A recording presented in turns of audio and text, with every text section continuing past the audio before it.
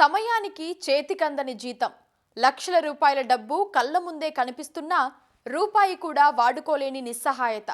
విలాసవంతమైన జీవితం గడపాలనే కోరిక వెరసి ఓ డ్రైవర్ దొంగగా మారాడు. దోచుకెళ్లిన డబ్బుతో రోజుకు 2 లక్షలు ఖర్చు చేస్తూ లగ్జరీ హోటళ్లలో ఉంటూ ఎంజాయ్ చేశాడు. డబ్బుతో పారిపోయిన 11 రోజుల్లో 22 లక్షలు వాడుకున్నాడు.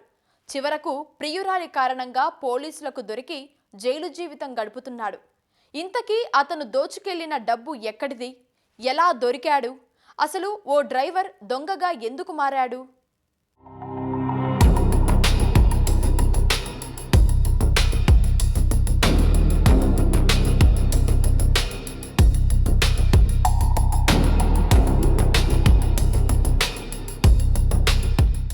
ఇతని పేరు బడిగేరి అజిత్ కుమార్. ఏపీలోని అనంతపురం జిల్లా బొమ్మనహాల్కు చెందిన అజిత్ బ్యాచులర్. ప్రస్తుతం సికింద్రాబాద్లో అద్దెకు ఉంటున్నాడు. ఏటీఎంలలో నగదు నిర్వహణ పనులు చూసే సంగం సెక్యూరిటీ సొల్యూషన్స్ ఏజెన్సీలో 6 నెలలుగా డ్రైవర్గా పనిచేస్తున్నాడు. ఈ 6 నెలల్లో ఏటీఎంలకు నగదు సరఫరా చేస్తున్న క్రమంలో లక్షలాది రూపాయల నోట్ల కట్టలు చూసేవాడు. కానీ ఈ ఏడాది ఫిబ్రవరి 12న అనూహ్య ఘటన జరిగింది. హైదరాబాద్ శివారు గచ్చిబౌలి పోలీస్ స్టేషన్ పరిధిలోని గోపన్పల్లిలో ఏటీఎంలో నగదు డిపాజిట్ చేసేందుకు వాహనంలో వెళ్లారు. మిగిలిన సిబ్బంది, సెక్యూరిటీ గార్డులు అక్కడే ఉన్న ఏటీఎం కేంద్రంలోకి వెళ్లారు. డబ్బుతో పాటు వ్యాన్లో ఉన్న డ్రైవర్ అజిత్ మాత్రం కనిపించకుండా పోయాడు.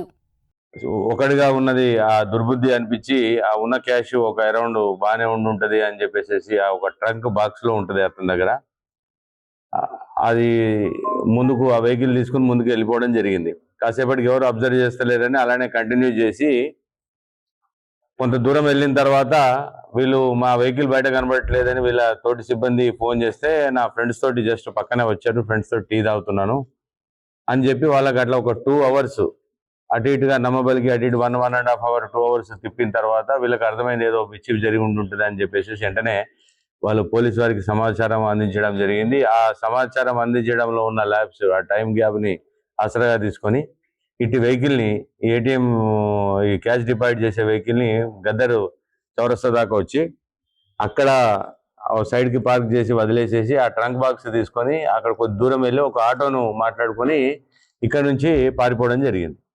నగదుతో పారిపోయిన అజిత్ కుమార్ తెల్లాపూర్ గద్దర్ సర్కిల్ వద్ద వ్యాన్ను వదిలేశాడు. అందులోని డబ్బుల పెట్టెను తీసుకుని ప్రైవేటు ట్రావెల్స్ బస్సులో రాష్ట్రం దాటేద్దామని చూశాడు. బస్సు డ్రైవర్ పెట్టెలో ఏముందని ప్రశ్నించడంతో ఎక్కకుండా వెనుతిరిగాడు. అదే రోజు రాత్రి ఆర్సీపురంలోని ఓ లాడ్జిలో దిగాడు. యాక్సా బ్లేడ్ కొనుక్కొని నగదు పెట్టెను కట్ చేసి తెరిచాడు. అందులోని 56 లక్షల రూపాయలను ఓ బ్యాగ్లో వేసుకున్నాడు. ఉదయాన్నే ప్రైవేటు ట్రావెల్స్ ద్వారా బళ్ళారి చేరుకున్నాడు. అక్కడి నుంచి బెంగళూరు, పూణే, ముంబై, సోలాపూర్ సహా ఇతర ప్రాంతాల్లో తిరిగాడు. క్యాబ్లలో ప్రయాణిస్తూ స్టార్ హోటళ్లలో బస చేశాడు. పబ్లకు వెళ్తూ చిందులేశాడు. తనకు ఎప్పటినుంచో తాగాలని ఉన్న మందును తాగుతూ మైమరిచిపోయాడు.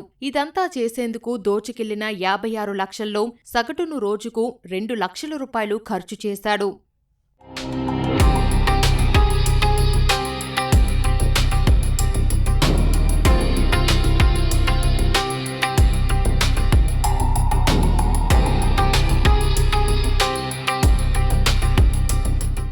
విశాఖపట్నంలో ఉన్న తన ప్రేయసితో అజిత్ ఫోన్లో మాట్లాడాడు. అతన్ని పట్టుకునేందుకు బృందాలుగా విడిపోయి గాలింపు ప్రారంభించిన పోలీసులు అజిత్ తన ప్రేయసితో మాట్లాడుతున్నట్లు గుర్తించారు. వాటి ఆధారంగా అతడి ప్రేయసి నుంచి వివరాలు తెలుసుకొని అజిత్ కదలికలపై నిఘా పెట్టారు. అనంతపురంలో ఉన్న బావకు ఫోన్ చేసిన అజిత్ మంచి కారొకటి కొనమని, డబ్బులు తానే ఇస్తానని అన్నాడు. టూర్లు తిరుగుతూ ఎంజాయ్ చేద్దామంటూ చెప్పాడు. ఈ క్రమంలో అనంతపురంలోని సోదరి ఇంటికి చేరుకున్నాడు. అక్కడి నుంచి శంషాబాద్ విమానాశ్రయం ప్రాంతానికి అజిత్ రావడంతో పోలీసులు అతడ్ని పట్టుకున్నారు.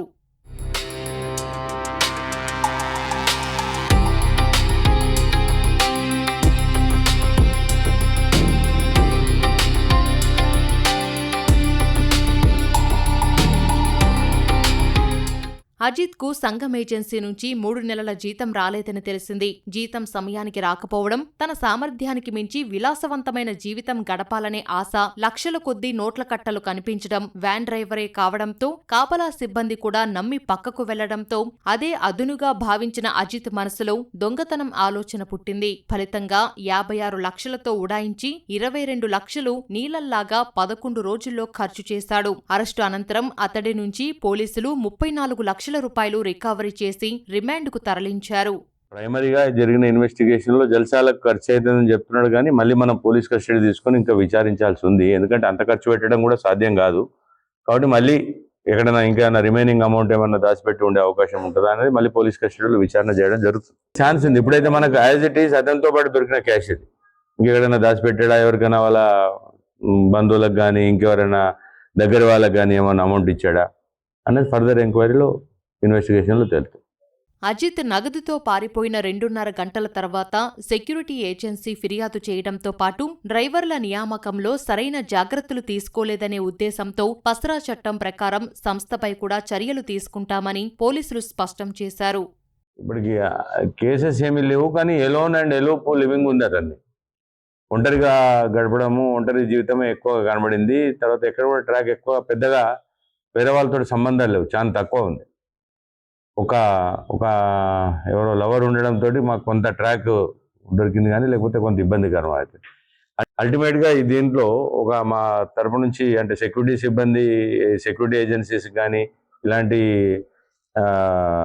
విషయాలలో డ్రైవర్ని కానీ వాళ్ళ సిబ్బందిని కానీ రిక్రూట్ చేసుకునేటప్పుడు, సెక్యూరిటీ వాళ్ళ సిబ్బందిని చేసేటప్పుడు ఒకటే విజ్ఞప్తి ఏంటంటే వాళ్ళ రిఫరల్ నెంబర్సు, వాళ్ళ పేరెంటల్ అడ్రస్సు, వాళ్ళకి సంబంధించిన ఒక 2-3 రెఫరెన్సెస్ పెట్టుకొని ఉంటే అవి మనకు ఉపయోగపడతాయి. ఏమీ రిఫరెన్స్ లేకుండా ఉత్తి ఆధార్ కార్డు పెట్టుకొని ఉంటే కూడా కొంత ఇబ్బందికరమైన వాతావరణం ఉంటుంది. కాబట్టి పసరా యాక్ట్ ప్రకారము అన్ని నిబంధనలకు లోబడి ఏజెన్సీస్ యొక్క సమాచారాన్ని మాతో పంచుకోవాల్సిందిగా వాళ్ళకు సూచనలు చేయడం జరుగుతుంది.